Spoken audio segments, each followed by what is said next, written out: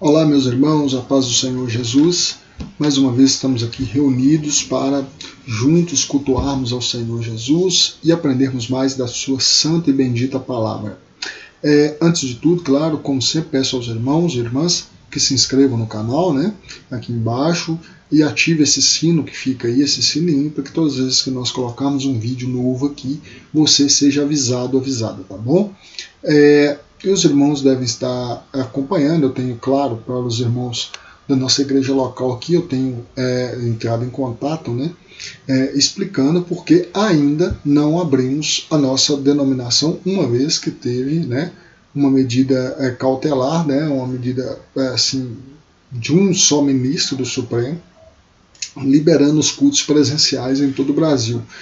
E aí eu ainda não adotei ainda de abrir a igreja. Por quê? Porque ontem começou vamos assim dizer, o julgamento, né, dessa pauta pelo plenário do Supremo Tribunal Federal. Ou seja, todos os ministros irão votar e deliberar se permanece a medida colocada pelo ministro Cássio Nunes, ou seja, por um dos ministros, né, dos 11 ministros, ou se permanecerá como estava anteriormente a essa decisão dele.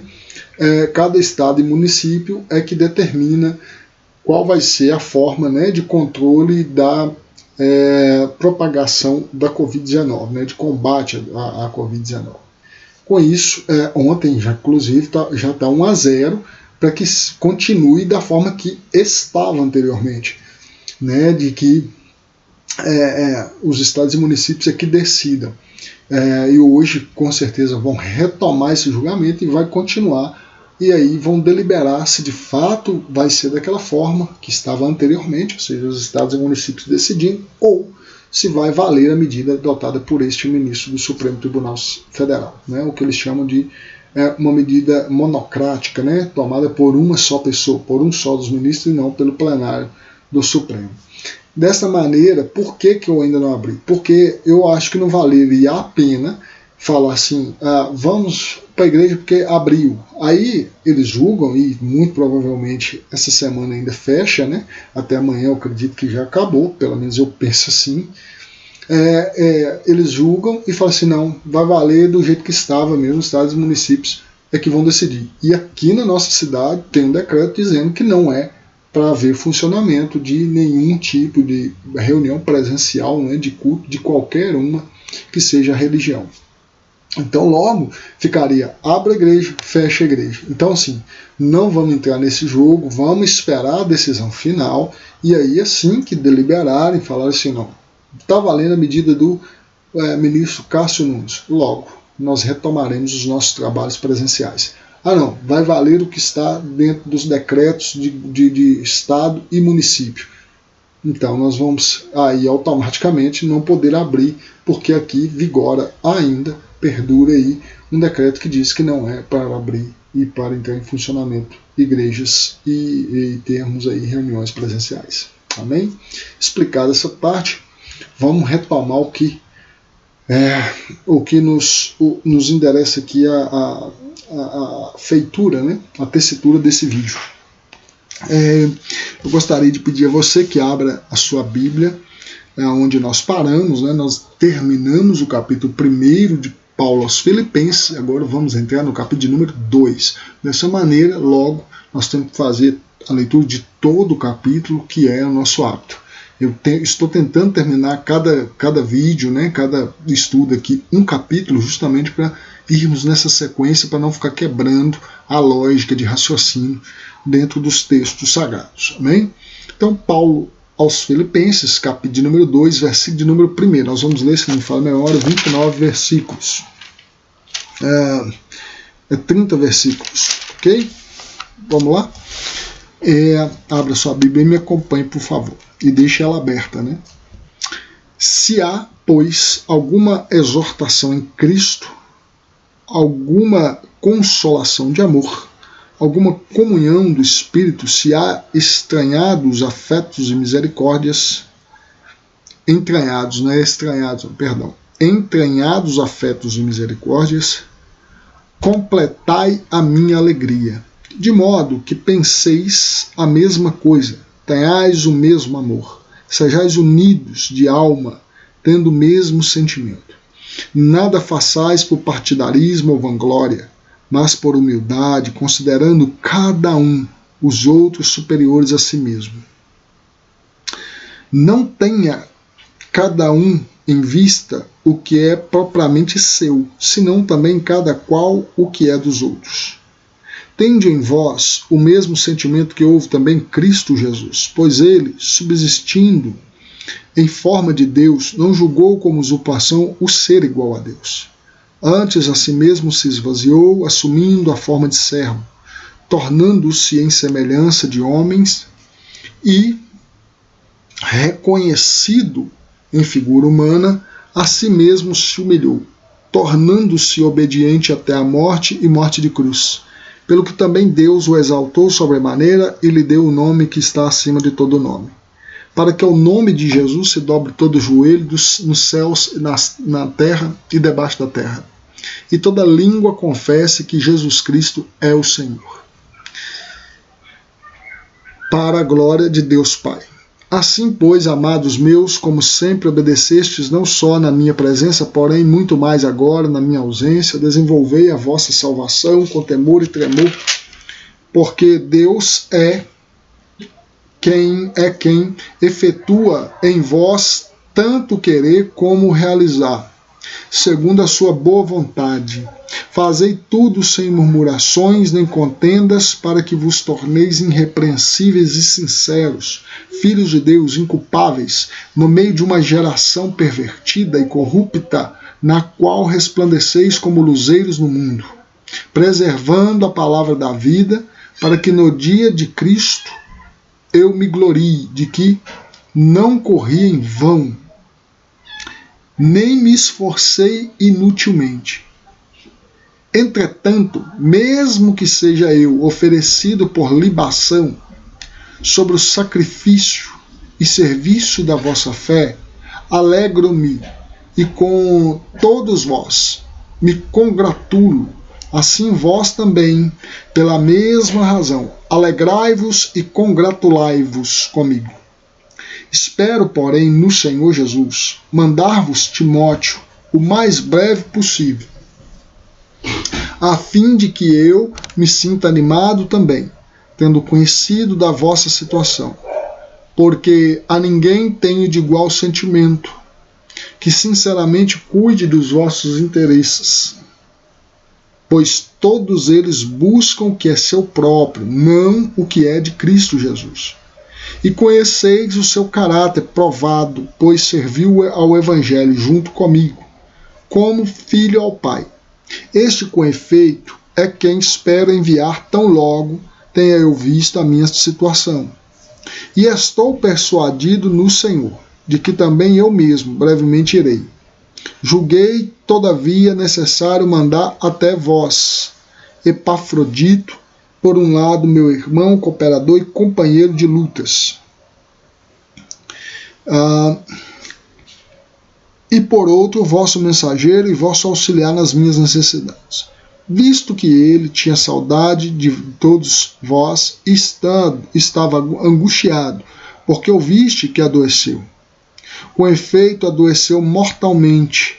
Deus, porém, se compadeceu dele, e não somente dele, mas também de mim, para que eu não tivesse tristeza sobre tristeza.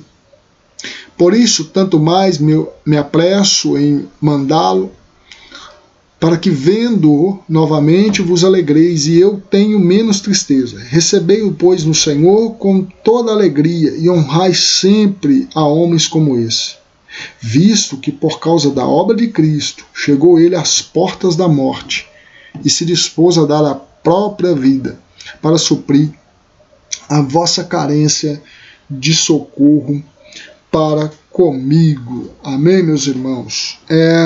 Esse texto aqui tem vários pontos de extrema relevância para todos nós. Nós vamos ter que pensar, ele tem algumas subdivisões, muito provavelmente, não sei como está aí no título, na epígrafe aí do seu texto, né?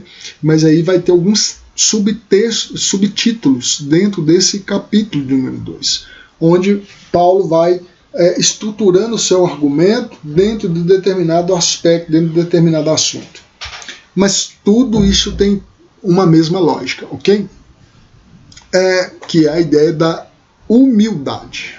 A humildade é o que talvez impera nesse texto do capítulo de número 2.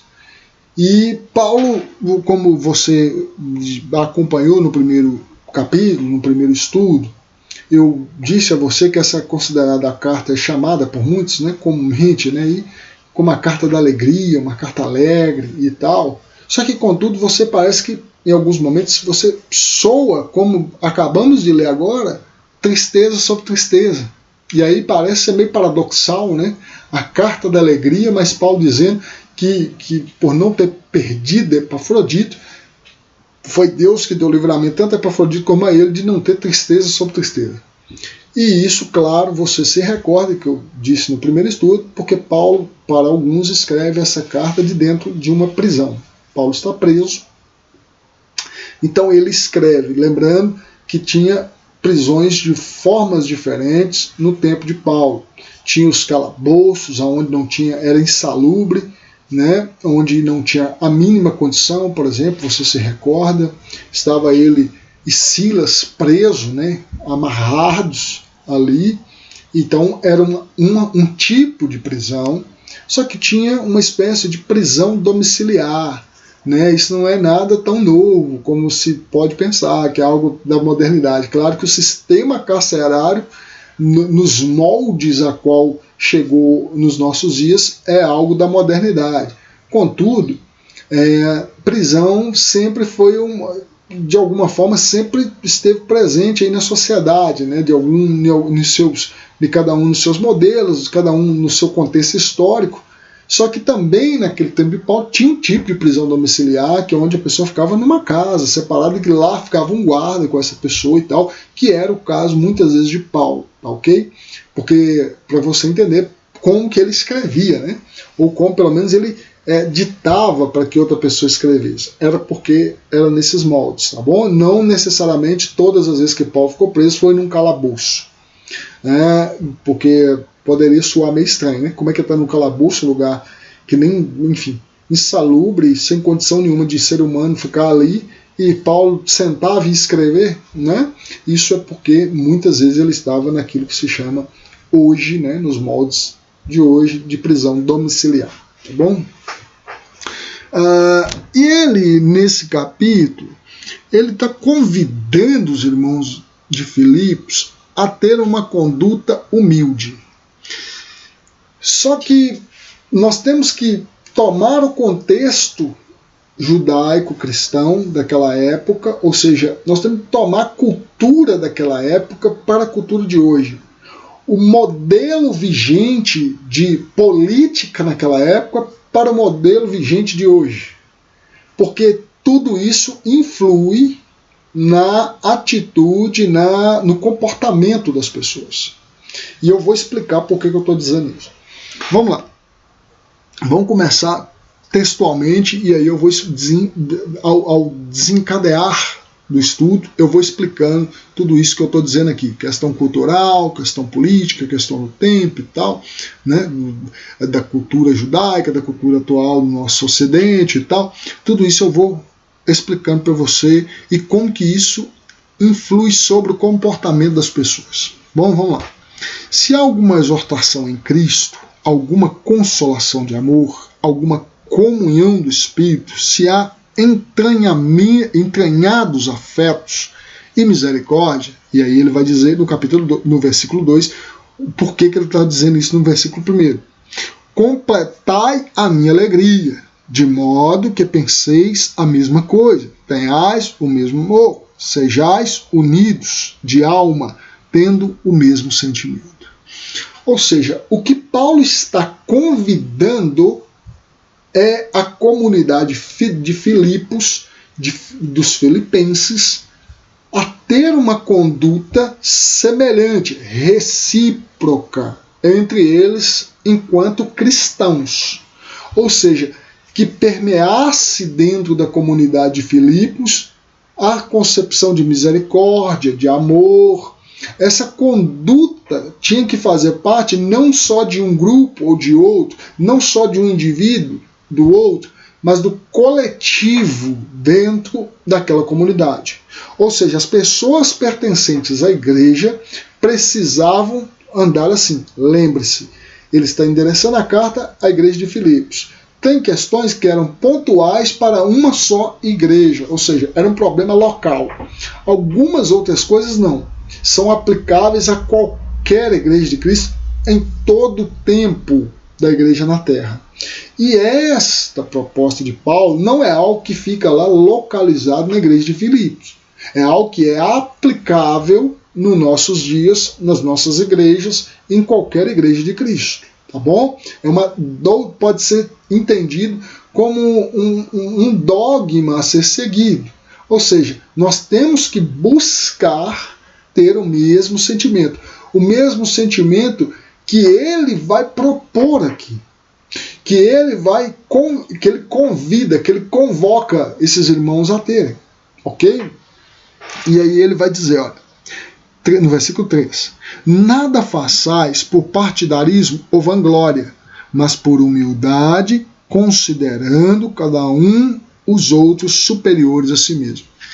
Isso aqui é porque a arrogância, o orgulho, ele não produz bons frutos nas relações interpessoais. Né?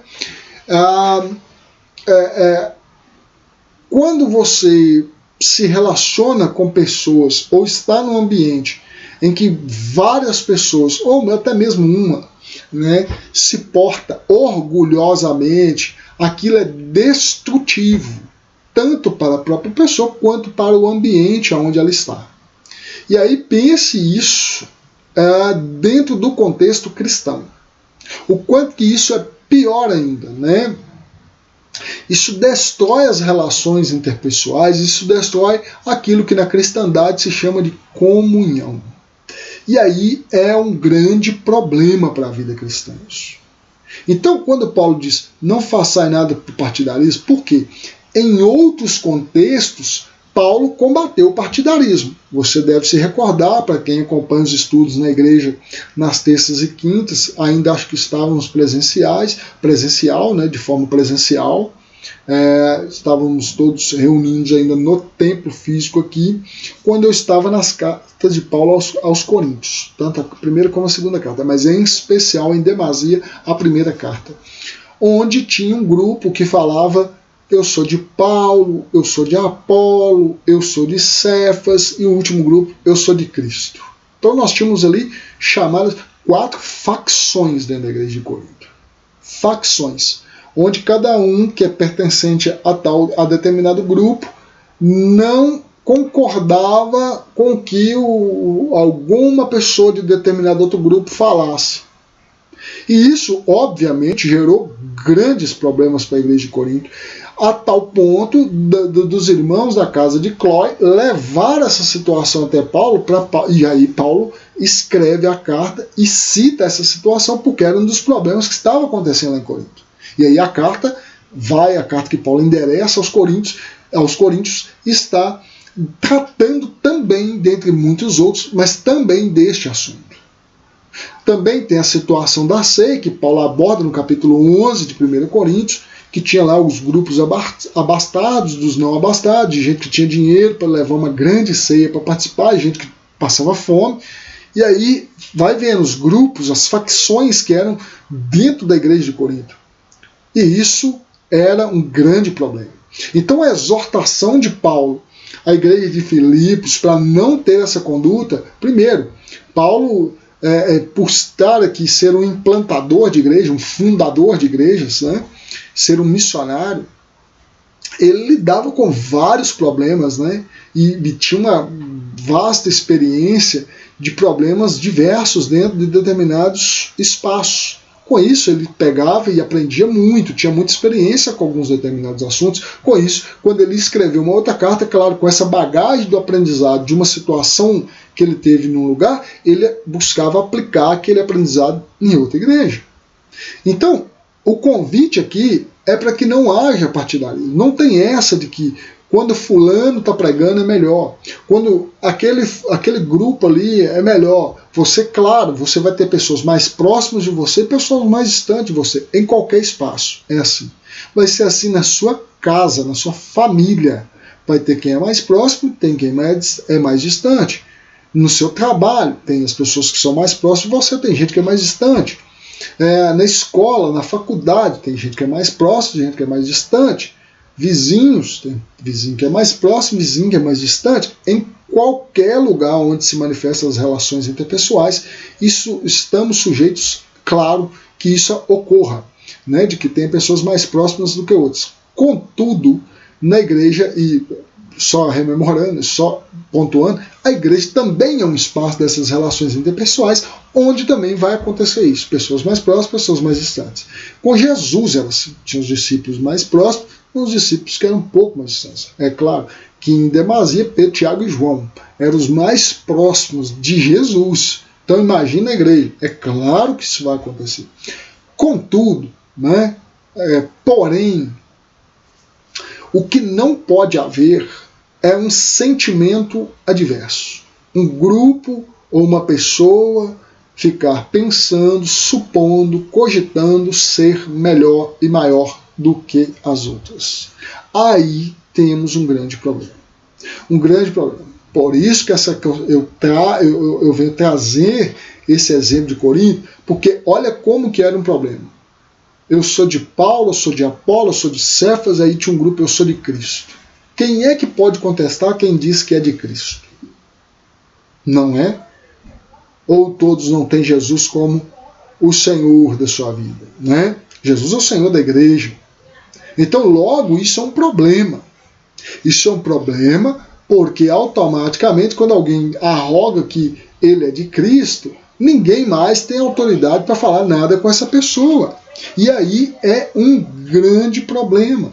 É um grande problema a ser resolvido. E aí essas pessoas automaticamente não aceitariam repreensão, não aceitariam qualquer tipo de situação que fosse exortá-los, corrigi-los, ensiná-los, né, por motivos óbvios. Dizer que é de Cristo. Então isso é um grande problema. Percebe? Então, assim, é muito importante tomarmos cuidado com essa questão do partidarismo. Eu peço desculpa aos irmãos, porque tem vizinhos, né, meus irmãos? Então, é inevitável as pessoas conversarem, enfim. Né? É desse jeito. Culto transmitido de casa dá isso, né? Não tem jeito. O cachorro late, o vizinho grita, exorta o filho, enfim, é assim. Mas voltando.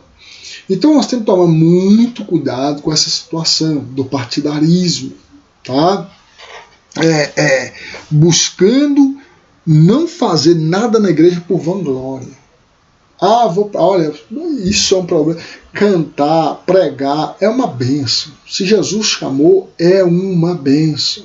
Mas quando você faz motivado pelos aplausos, pelos olhares, pelas admirações que você acaba adquirindo fazendo aquilo, aí começa a ser talvez a derrocada dessa pessoa.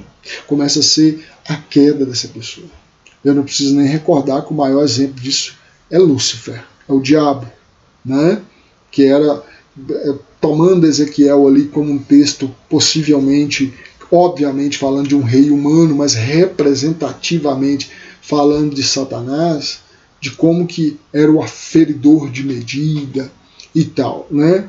E como que ele caiu, como diz Isaías, falando de Nabucodonosor, mas, acho que no capítulo 14, se não me falha a memória, mas também representativo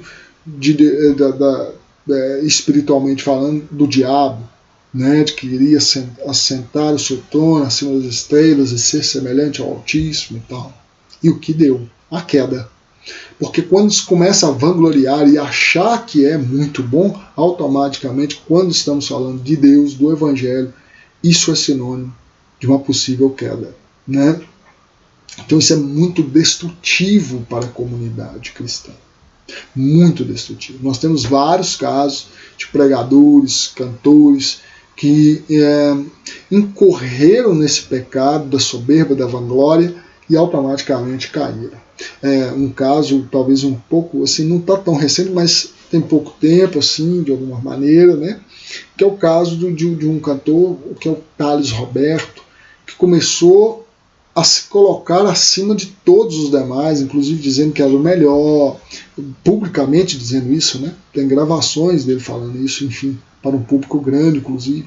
Então, assim, e aí teve um lugar que ele foi e umas pessoas que ali estavam, foi filmado isso, ele não quis fazer o show porque tinha poucas pessoas, o público era pequeno, e aí foi embora, e aí o pastor, me recordo, assistiu o vídeo, o pastor que estava responsável por aquele evento, subiu naquele lugar e disse, olha pessoal, me desculpem, eu peço perdão aos irmãos, mas infelizmente o cantor fulano, que no caso é o Thales, tomou uma atitude, não quis ficar, falou que tinha pouco público, ele inventou uma desculpa e foi embora, e não vai ter. Só que aí ele falou uma frase que eu nunca mais esqueci: Deus é especialista em derrubar estrelas. Isso aqui é o ponto. Então, quando se faz um grupo partidário, porque o próprio nome está dizendo, partidarismo, é só uma parte, e aí só vale os interesses dessa parte. E se você faz parte desse grupo, você vai defender os interesses desse grupo. É o que acontece, por exemplo, na política, que é um grupo partidário. Existem partidos, cada um defende o interesse do seu partido. Esse é o problema. É o grande problema. Na igreja não se pode ter isso, mesmo que vá acontecer, porque é uma parte humana da situação que acontece. Só que nós devemos lutar contra esse sentimento partidário. Nós devemos lutar contra o sentimento de vanglória, tanto individualmente quanto coletivamente, falando de grupos de partidos ali escolhidos por nós dentro das nossas denominações. Ok? Fuja de partidarismo, fuja do sentimento da vanglória. Lute quando ele surgir. Ah, pastor, mas surge. Todos nós somos passíveis disso acontecer. E, como disse Sigmund Freud, nós todos conseguimos reagir a uma ofensa, mas somos inofensivos a um elogio. Então é muito perigoso e todos nós estamos susceptíveis. Contudo, é preciso lutarmos contra esses sentimentos. Esse é o detalhe. E se você que está em Cristo, que tem o Espírito Santo na sua vida, buscar em Deus lutar contra esse sentimento, o Espírito nos auxilia a vencer esse sentimento. Essa, inclusive, é a diferença de alguém que é salvo, de alguém que tem o Espírito Santo na sua vida, de quem não tem. Quem não tem não consegue lutar. Muitas vezes é dado aos seus próprios sentimentos, aos seus próprios entendimentos, né? Ao curso dos seus pensamentos. O cristão tem o auxílio do Espírito a vencer essas inclinações que são, que dentro do cristianismo se chama de inclinações da carne, né? Pecaminosas e tal. Né? Nós temos o Espírito Santo para nos ajudar a vencer isso, ok? Mas vamos continuar aqui. Vamos lá. 4. E aí ele convida, né? Fechando, ele convida nesse versículo 3 a considerar sempre os outros superiores a nós mesmos. Ou seja, ele está convidando aqui a sermos todos os diáconos, né? A sermos servos uns dos outros, ok? Não tenha cada um em vista o que é propriamente seu, senão para cada qual o que é dos outros. Isso aqui, como eu te falei, o tempo, lá no início eu falei assim, eu vou explicando, que eu vou falando da cultura e tal. No tempo de Paulo, o sistema vigente lá era inclusive, a pensar, né, nesse sistema econômico, por exemplo, que houve um desenvolvimento, né, no sistema econômico, correto? Lá, aí é uma questão de história, né? Mercantilismo, feudalismo, mercantilismo, capitalismo, liberalismo, tudo isso aqui que são especialmente, claro, a partir do capitalismo, uma questão mais própria da modernidade, pós-modernidade.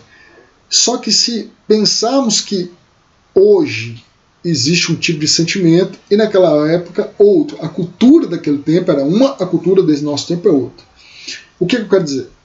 No nosso tempo vigora, em alguns países, não todos, um sistema que é chamado de liberalismo. Um sistema liberal, do ponto de vista econômico. E esse sistema preza por um negócio que se chama meritocracia. Né? Ou seja, eu consigo chegar em determinado ponto, eu consigo atingir determinados objetivos pessoais a partir da minha disposição individual para isso. Okay? Isso é uma das características, não é a única, claro que não se resume simplesmente nisso. Mas isso é uma das questões. Né? Tem lá questões do livre mercado e outras tantas, mas essa aqui é uma das questões, que é a questão da meritocracia.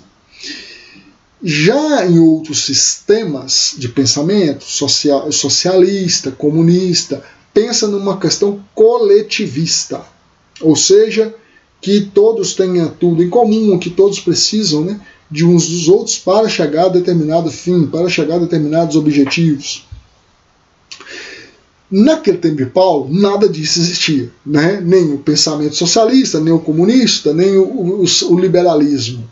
Percebe? Lá era outra coisa. Tinha um império romano que comandava tudo, era tudo centralizado no império, tinha lá as suas subdivisões de reino, né? Por isso você vê lá Herodes, você vê lá Júlio César, você vê toda aquela subdivisão que existia.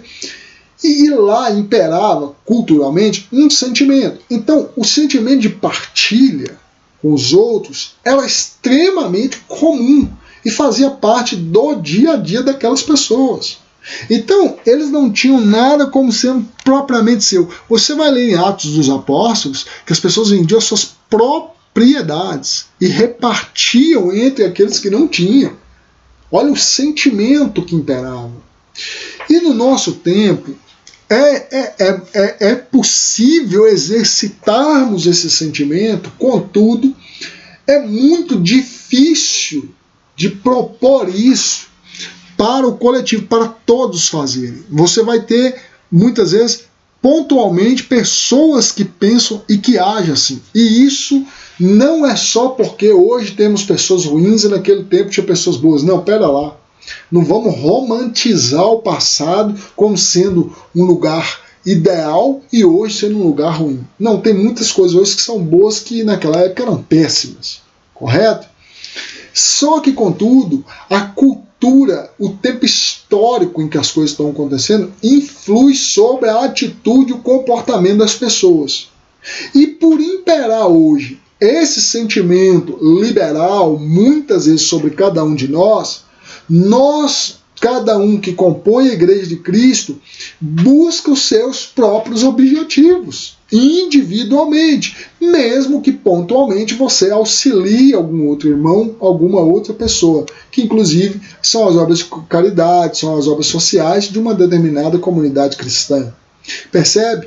Mas a força da cultura, a força do tempo histórico, que tem sobre a subjetividade das pessoas, que influi sobre como as pessoas se constituem enquanto sujeito, enquanto indivíduo dentro do coletivo, é muito grande. E isso hoje, falar disso aqui é quase que uma utopia nos nossos dias, ou seja, é quase algo impossível de imaginar. As pessoas sendo aqui e tendo como as coisas como não sendo propriamente sua, mas sendo dos outros e tal. Só que é preciso nós entendermos isso e olharmos o quanto nós podemos avançar também nesse sentido enquanto igreja. De olhar e partilhar com os outros. Em especial,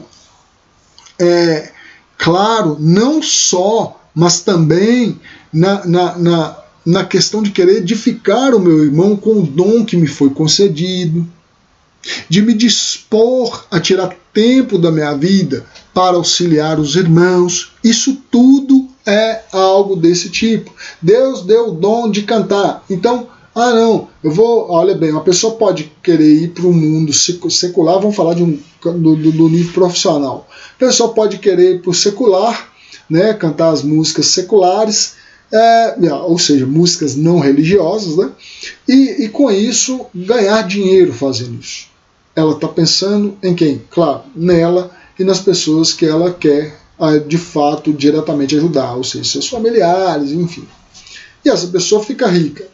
E ela ficou individualmente, porque ela buscou através do seu dom, do seu talento, aquele ganho.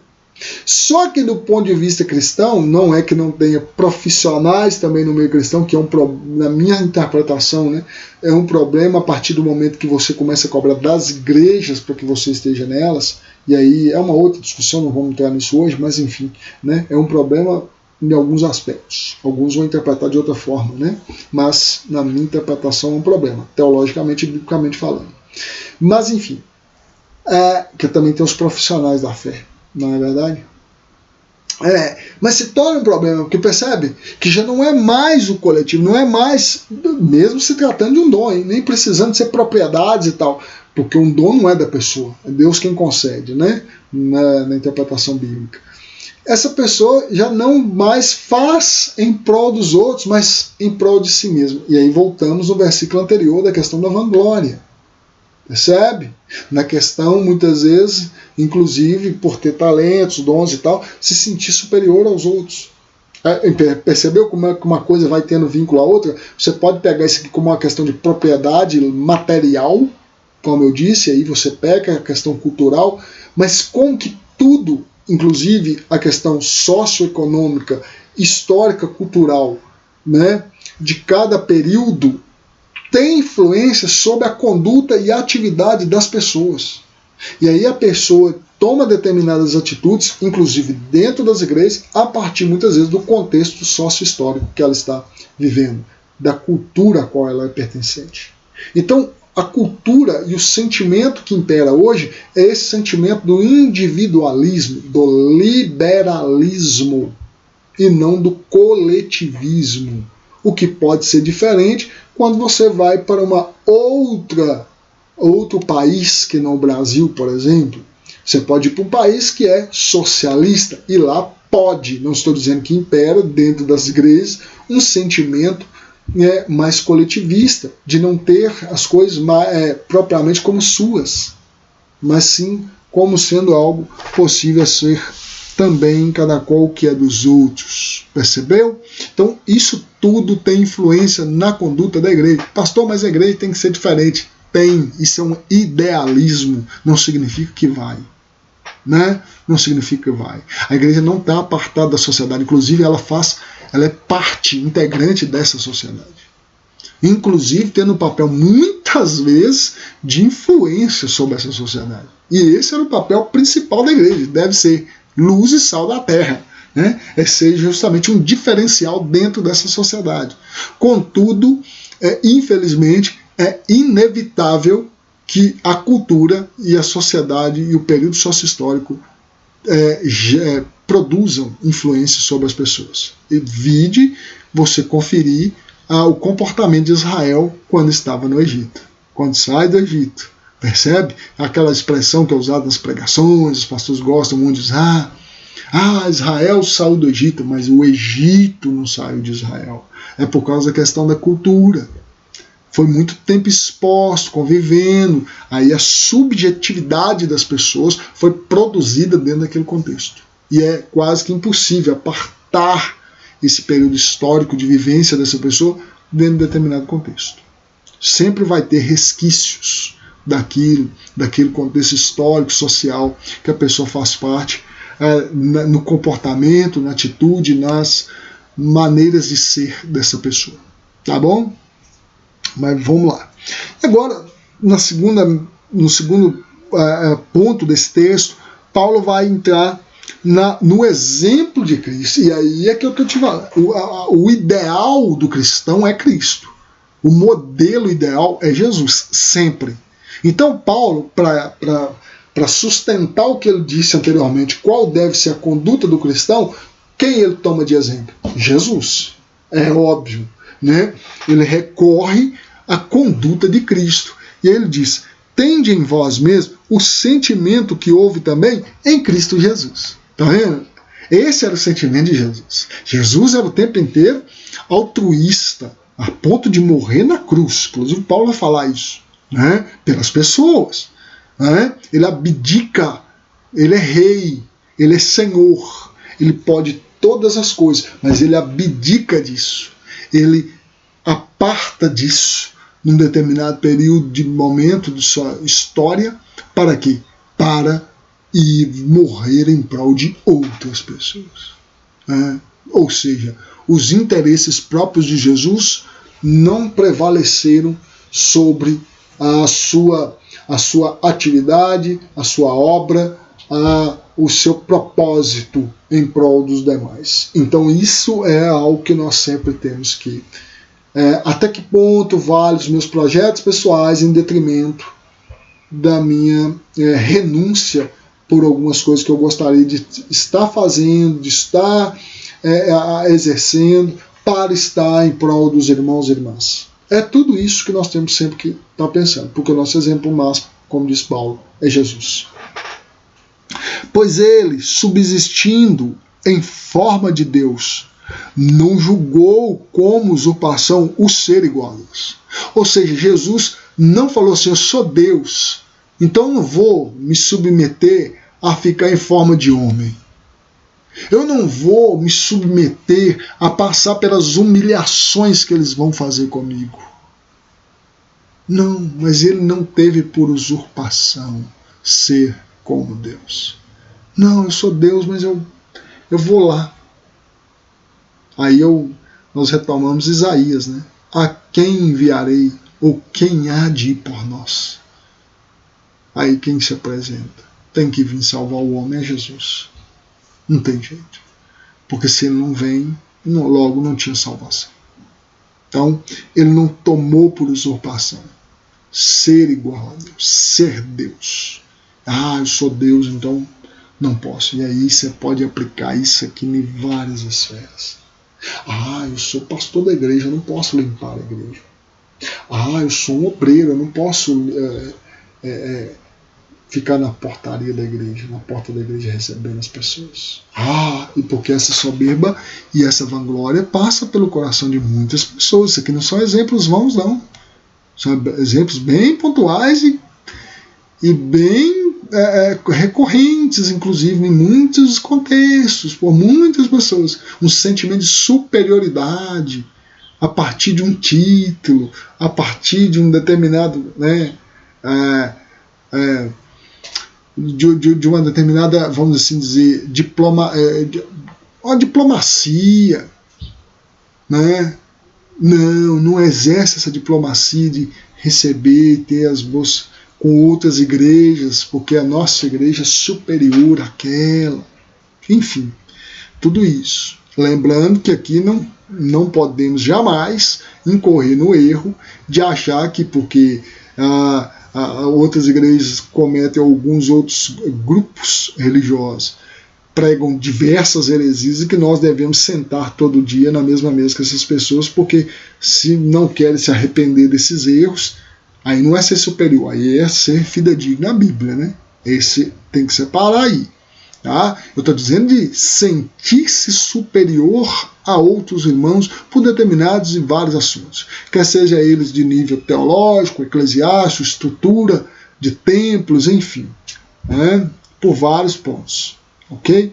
Então tem que tomar muito cuidado, porque Jesus, sendo Deus, não teve por usurpação ser igual a Deus. Mas tomou, e aí Paulo diz, antes a si mesmo se esvaziou, assumindo forma de servo, tornando-se em semelhança de homens, e reconhecida em figura humana, Eu vou pegar o 8. A si mesmo se humilhou, tornando-se obediente até a morte de cruz. Esse é nosso exemplo maior. Então, meu querido irmão, minha amada irmã, porque eu sou doutor na onde eu estiver, porque na minha empresa eu sou o chefe, porque eu sou dono de tal empresa, porque eu... Não vale dentro da igreja, não vale para dentro da comunidade, não vale arrogar essa autoridade a partir dessa colocação social que você tem. Porque Jesus é o exemplo maior. Ele é Deus. E humilhou-se, fazendo-se miserável homem como nós somos. Todos miseráveis, que do pó viemos e para o pó voltaremos, tornaremos. Então, independentemente se é doutor, se é rico, se é pobre, se é negro, se é branco, se é índio, se é pardo, se o cabelo é crespo, se é liso, percebe? Se os olhos são azuis, castanhos, pretos, verdes. É pós-doutor, não é doutor, tem ensino médio, tem ensino fundamental, é analfabeto, é letrado, fala 15 idiomas, fala nem o português direito, não interessa. Em Cristo nós temos que buscar ser humildes. Não significa que não vai haver diferenças, porque somos diferentes.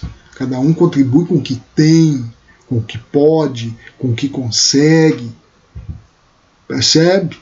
Só que nós temos que tomar sempre cuidado e olhar. E aí, o nosso ponto de humildade, irmãos, é quando nós nos deparamos com a pessoa de Jesus.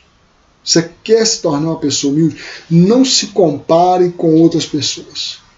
Se compare primeiro consigo mesmo, porque primeiro isso é positivo do ponto de vista psicológico para você. Porque se você ficar se comparando com os outros, nunca vai dar certo. Porque sempre vai ter alguém melhor que a gente em muitas coisas. Então nunca vai dar certo. Então é melhor você comparar você com você mesmo de ontem. Se você hoje é melhor do que você ontem, ótimo. Isso aqui já é um bom começo. Agora, quer aprender a ser humilde, é olhar para Jesus. Ali sim. Eu não tenho, sinceramente, um ícone na humanidade de humildade para mim. Todas as vezes que eu quero me pôr no meu lugar, é olhar para Jesus. Eu lembro de Cristo, falando quem eu sou, o que eu sou, né? Se o meu mestre, se o meu Senhor, sendo Deus, foi cuspido, vilipendiado, humilhado publicamente por pessoas que não mereciam a sua misericórdia e a sua graça, mas ele optou por isso, porque era humilde, manso de coração. Então é ele o exemplo maior. Olhe sempre para Jesus. O nosso hoje, e aí eu vou tomar esse termo que infelizmente ou felizmente foi utilizado lá por Ezequiel para se referir a Tiro, né? Que, como eu falei, é uma representação do diabo, lá em Ezequiel 37, 34, sinceramente não lembro, não, 34, né? 34, se não me falha a memória, enfim, tá, acho que é 34 mesmo. Não faço aqui, eu não estou aqui agora de cor recordando, mas acho que é 34. A expressão aferidor de medida. O aferidor de medida é aquilo que é perfeito para se medir algo. Percebe? Eu quero medir, sei lá, o aspecto de beleza de um determinado lugar. Eu vou procurar dentro daquele ambiente o que é mais bonito para ser representativo, ser o aferidor da medida da beleza daquele determinado lugar. Então aquilo lá, se eu quero falar de uma beleza assim perfeita, eu tenho, sei lá, deixa eu perguntar aqui, qual o livro que você tem de aferidor de medida, para você entender o que eu quero falar. Eu tenho esse livro, eu acho, mesmo o nome dele sendo um pouco complicado, mas eu acho esse livro muito bonito. Percebe? Então qual que é o aferidor de medida da biblioteca do pastor Diego? Da pequena biblioteca exagero, pequeno acervo. Esse livro é o aferidor de medida. Eu quero ver qual é os livros que eu acho mais bonito. Esse. Não estou falando de conteúdo ainda, né? Só de aspecto. Então, o meu aferidor de medida para tudo, na minha conduta, é Cristo. Porque Ele é perfeito. Ele é a representatividade máxima do que eu busco ser, do que eu busco encontrar. Então é Cristo. Então, no aspecto da humildade, ninguém supera Jesus. Aliás, ninguém supera Jesus em nada. E principalmente no aspecto da humildade. Porque mesmo sendo Deus, não teve por usurpação o ser como Deus, ou igual a Deus. Antes, humilhou-se a si mesmo. Tomou forma de homem, humana, e humilhou-se a si mesmo. Bom, pelo que também Deus o exaltou sobremaneira e lhe deu um nome que está acima de todo nome. Ou seja, isso aqui também é algo interessantíssimo. Quem exalta alguém é Deus. E Deus já disse isso, aliás, através da oração de Ana, lá em 1 Samuel, você vai encontrar isso aqui. Ana, na sua oração, ela declara isso, que Deus é quem mata, quem dá vida, Deus é quem exalta e quem humilha. Então, e aí você vai para frente aqui nas cartas universais, o que está escrito? Que os humilhados serão exaltados. Então, quando você se humilha, Deus é quem te exalta. Não precisa de você ficar buscando exaltar-se, vangloriar-se. Porque Deus é quem te exalta. E o nosso exemplo é Cristo. Cristo humilhou-se a si mesmo e Deus o exaltou sobremaneira. Cristo é o nosso exemplo máximo em tudo, meus irmãos. Então é muito importante analisarmos esse texto e aplicarmos na nossa vida. Por isso nós temos que lutar para sermos humildes. Por isso nós temos que lutar por ser pessoas melhores. Percebe?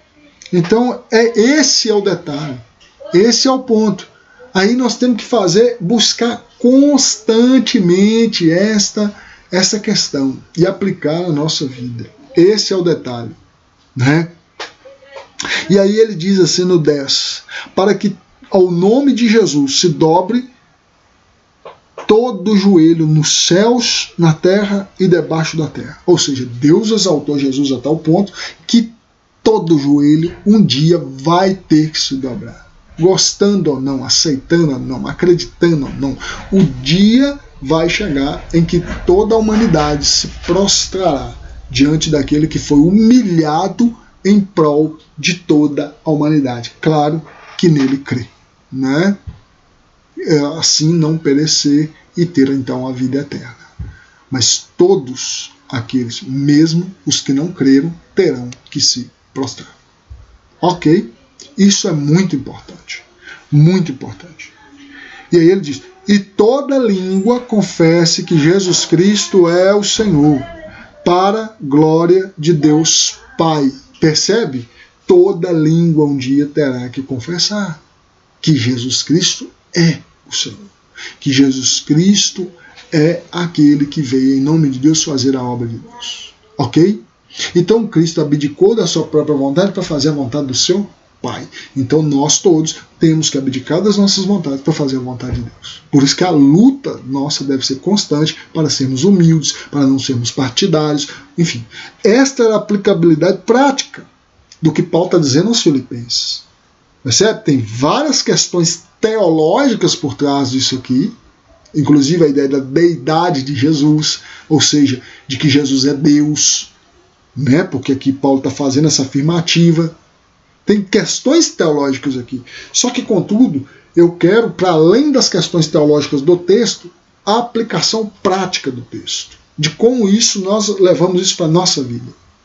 Ok? Tem questões teológicas aqui que, em outro momento, nós podemos abordar as questões só teológicas, né?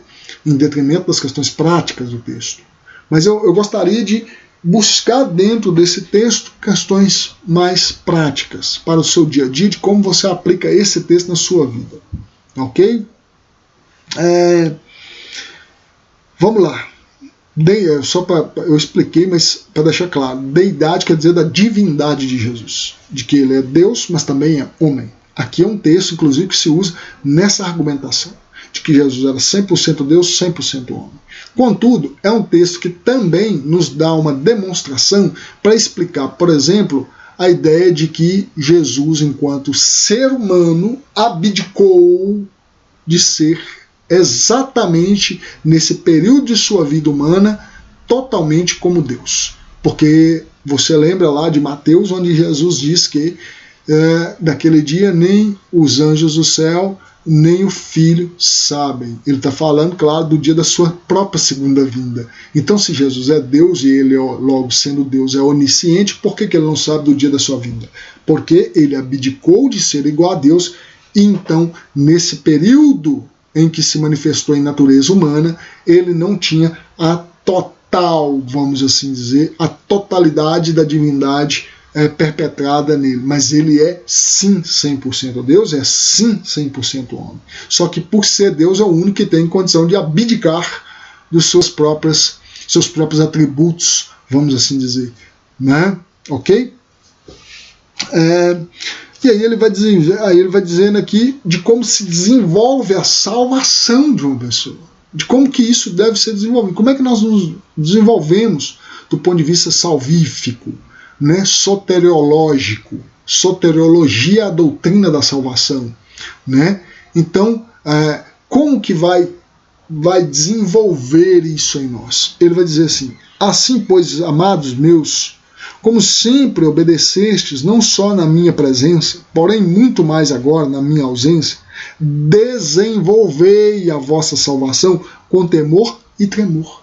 Então nós temos que desenvolver a nossa salvação. Olha, veja bem, ele não diz que a salvação é algo, e o estado de um salvo é algo pronto de um dia para o outro. Ou seja, eu não converti num dia e no outro, eu só, olha como é que ele é perfeito. Não, isso não existe.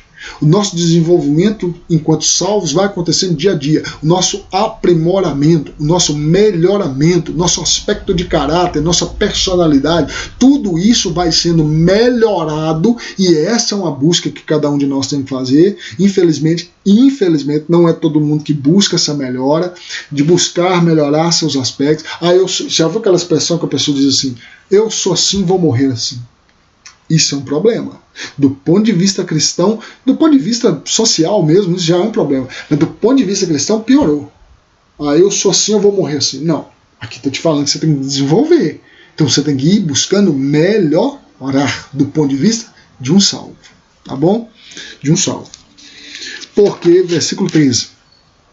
Porque Deus é quem efetua em vós tanto querer como realizar, segundo a sua boa vontade. Isso aqui, inclusive, é um argumento calvinista, né? Para dar a ideia de que Deus é soberano e de que ele opera tudo em todos, a todo instante, né? Inclusive a salvação. Ou seja, você não pode ser salvo absolutamente se Deus não quiser te salvar, único e exclusivamente Deus quiser te salvar. Ou seja, não existe o livre-arbítrio. Isso aqui é um argumento, é um texto que é inclusive utilizado por calvinistas nesse argumento, né, em contraponto a arminianos que acreditam no livre-arbítrio, que é uma expressão meio problemática, mas que acreditam em livre-arbítrio. Enfim, então Deus opera em nós, então nós temos que buscar forças nas nossas orações, buscando em Deus, para melhorar cada dia. Percebe? Então não é desculpa dizer que não consigo. Sozinho você de fato não consegue. Do ponto de vista teológico é difícil. Mas agora, quando você clama a Deus, busca em Deus, e aí aplicando, além de pedir e mudando o seu comportamento, você vai aprimorando, melhorando do ponto de vista cristão. Ele diz no 14, fazei tudo sem murmurações nem contendas. Isso aqui, meus irmãos, o que tem de gente que tudo na vida é murmurar. Tudo quanto acontece murmura. A vida, meu irmão, nós temos que aprender a agradecer. Se eu estou passando pela dificuldade hoje, olha, primeiro, vamos agradecer por ter a vida para estar passando por isso? Né? Nós estamos passando um período dificílimo agora. Vamos agradecer que nós estamos vivos e passando por esse momento?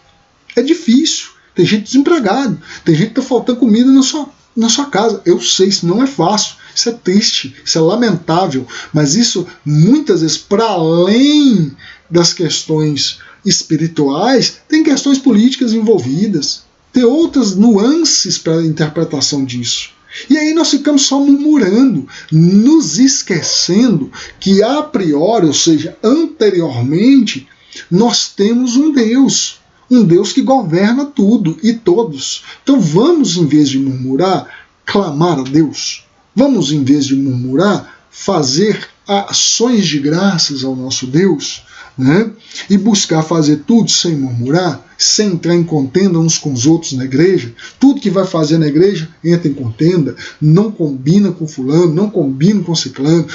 Meu irmão, tudo que for fazer com contenda, não faça. Estando nessa contenda, você precisa rever a sua conduta cristã. Você está aprimorando, está desenvolvendo enquanto cristão, enquanto salvo? Porque se você vive contendendo com a sua igreja, com o seu líder, com o seu irmão de ministério, com os grupos, você precisa avaliar a sua conduta cristã, precisa amadurecer, não está desenvolvendo. Então é preciso fazer as coisas sem contenda. Não consegue fazer nada sem contenda? Precisa trabalhar isso. Veja bem, eu hoje sou muito suspeito para falar. A psicologia não resolve tudo, tá? Mas muitos problemas que nós temos pode ser de cunho, e geralmente é de cunho psicológico, né? De problemas que enfrentamos, de traumas que tivemos, de situações que vivenciamos, enfim. Então nós, para além muitas vezes de uma busca espiritual, podemos também buscar uma ajuda profissional para entender o que está acontecendo. Por que eu dou errado com todo mundo? Por que nada que eu vou fazer dá certo? Por que eu discuto com todo mundo? Você não acha que é interessante fazer essa pergunta para si mesmo de vez em quando, não? Por que eu só fico emburrado olhando para os outros? Por que todo dia eu estou mal-humorado? Percebe? E contendendo com as pessoas, virando a cara para as pessoas na igreja, para os irmãos. Meu irmão, o problema muitas vezes não está nas outras pessoas, está na gente. E a gente precisa avaliar isso. Não significa que tudo que acontece é nossa culpa. Contudo, é preciso avaliarmos, pararmos e ter um momento reflexivo para ver se não tem alguma coisa na minha conduta que me... Né? Muitas coisas não são do ponto de vista consciente. Você nem refletindo vai chegar a essa conclusão. Né? Vai achar que sempre a culpa é do outro mesmo. Mas, então, buscar ajuda profissional para, inclusive, entender a questões de ordem inconsciente, ou seja, que escapam à razão, que escapam à reflexidade. Ok? Para que vos torneis irrepreensíveis e sinceros filhos de Deus, inculpáveis no meio de uma geração pervertida e corrupta, na qual resplandeceis como luzeiros no mundo. Olha bem, ao diferencial que deve ser o cristão, um reluzer no mundo.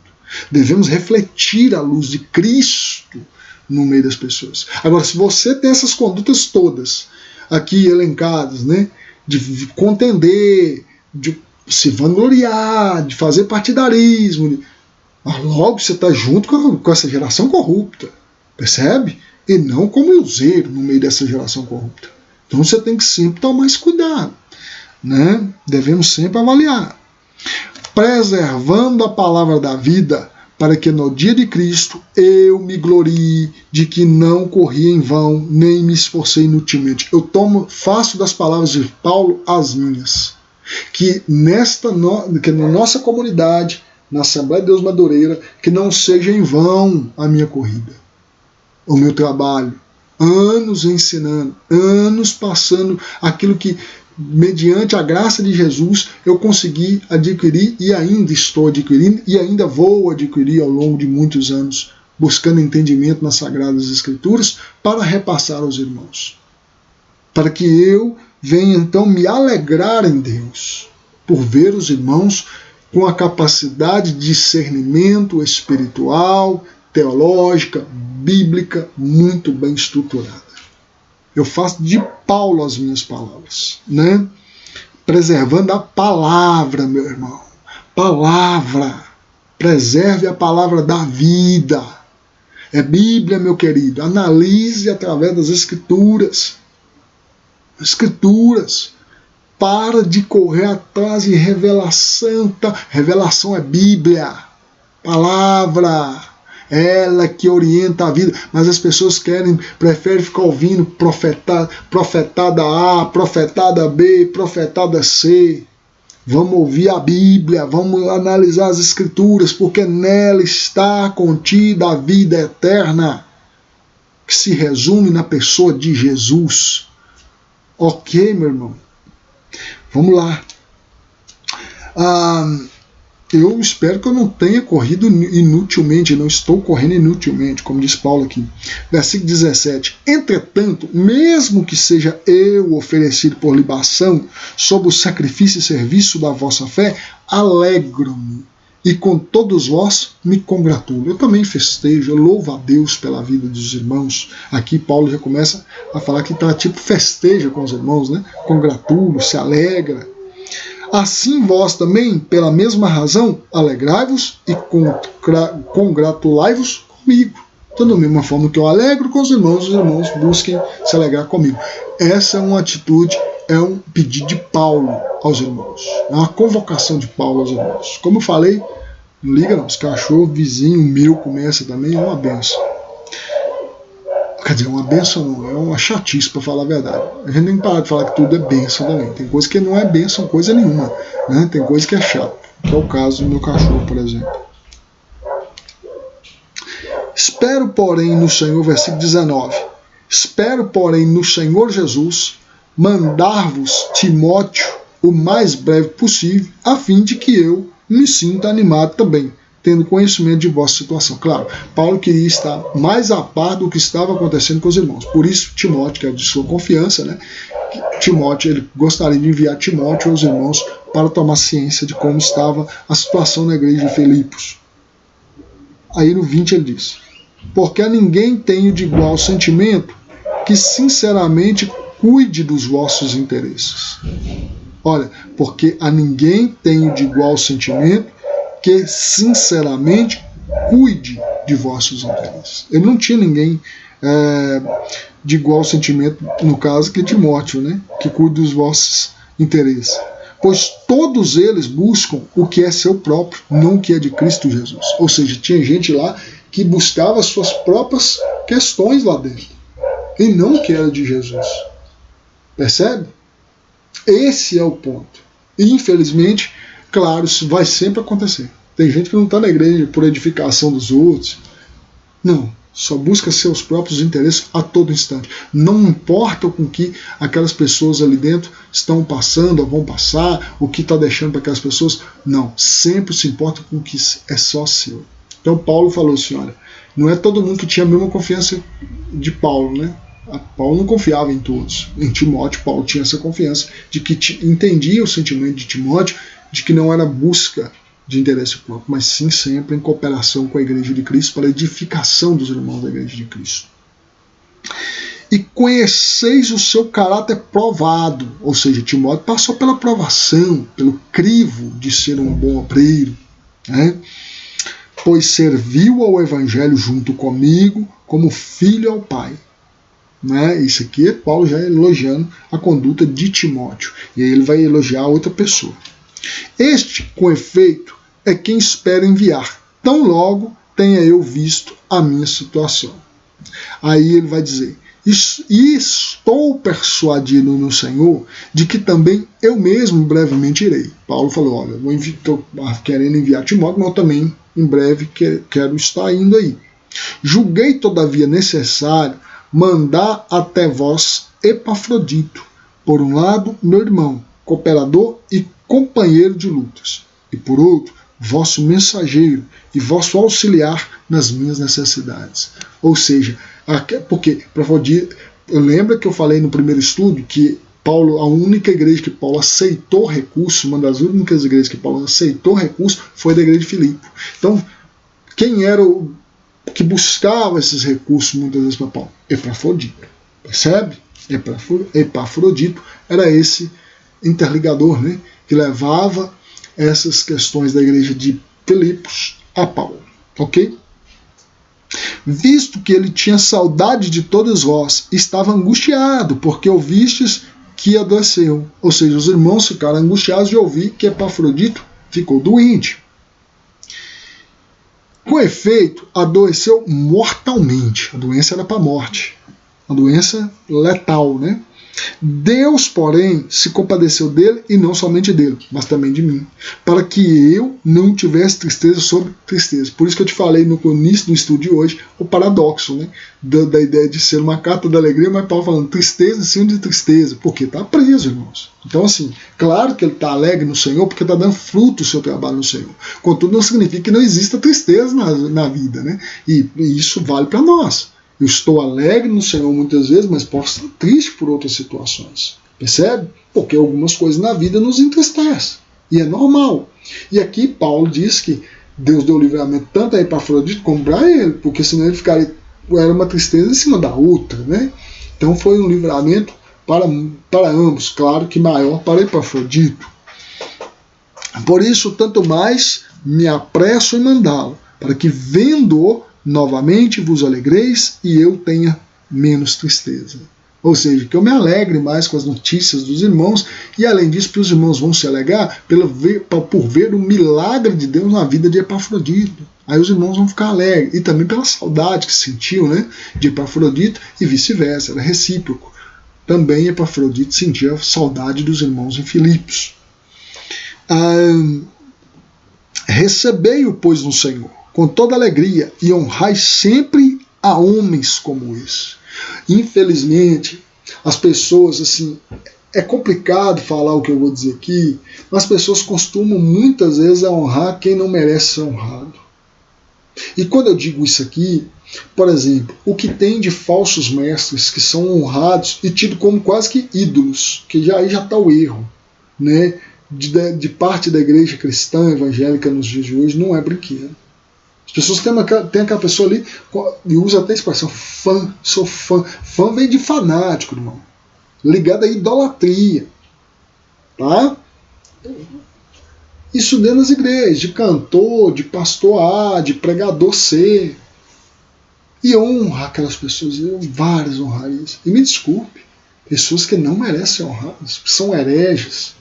São falsos mestres, os seus frutos não condizem com a conduta de um profeta, de um homem salvo, de uma mulher salva. Né? Pelo fruto conheceis as árvores, disse Jesus em Mateus. Acautelai-vos, porém, dos falsos profetas. Mas, infelizmente, a avaliação das massas no que tange a igreja evangélica, infelizmente, muitas vezes é falha. E honram quem não merece honra. E muitas vezes desonram quem mereceria honra. Então honrai sempre a homens como esse, disse Paulo. Como esse, não é todos não, é como esse. Ah, teu tio de pastor deve ser honrado. Pera lá. Os frutos são dignos de arrependimento, os frutos da árvore são bons, merece ser honrado. Falso profeta merece ser denunciado. Heresias merecem ser apontadas. Não tem essa de estar tocando em unção. Se é falso profeta, se é herege, tem que ser denunciado. É isso que é o papel da igreja. Esse é o papel de um cristão que vive fundamentado e baseado na palavra. Amém? 30, né? Visto que por causa da obra de Cristo chegou ele às portas da morte e se dispôs a dar a própria vida para suprir a vossa carência de socorro para comigo. Ou seja, por estar fazendo a obra, Epafrodito adoeceu fazendo a obra de Deus, né? Não era, enfim, passeando. Estava fazendo a obra de Deus e quase pereceu por isso. Amém? Eu acho que hoje passou muito do ponto aí do horário, mas paciência. Eu tinha que transmitir tudo aquilo que estava nesse capítulo, bastante denso esse capítulo, bastante elemento, mas espero que tenha conseguido. Tá bom? Então, se Deus quiser, se nada mudar até sexta-feira, né? Aí o vídeo vai sair aqui às 18 horas. Se caso for resolvido de que de fato a igreja vai poder abrir, eu vou estar comunicando aos irmãos e vendo qual vai ser a nossa decisão de abrir ou não a partir de domingo nossa igreja. Amém? Vamos fazer uma oração, agradecer a Deus por esse momento. Senhor, querido meu Deus, bom e eterno Pai que está nos céus, te dou graças, rendo ao Senhor louvores, bendigo ao santo nome do Senhor. Obrigado por este dia, obrigado por este momento, obrigado por esse estudo. Que o Senhor nos ajude a ser humildes, tomando como nosso maior exemplo a pessoa de nosso querido e amado Jesus Cristo. Nos ajude enquanto igreja a termos o mesmo sentimento, a termos, Senhor, os outros como superiores a nós mesmos. Que o Senhor esteja sobre nós e nos ajude a cada dia a estar mais e mais no centro da Tua santa e bendita vontade. É o que eu peço e agradeço nesse momento, em nome de Jesus. Amém, meus irmãos? Que o grande amor de Deus, o nosso Pai, que a graça de nosso Senhor e Salvador Jesus Cristo, que a comunhão e as consolações do Espírito Santo de Deus estejam com todos vós, não só hoje, mas para todos sempre. Amém. Fique com a sua vitória em nome de Jesus.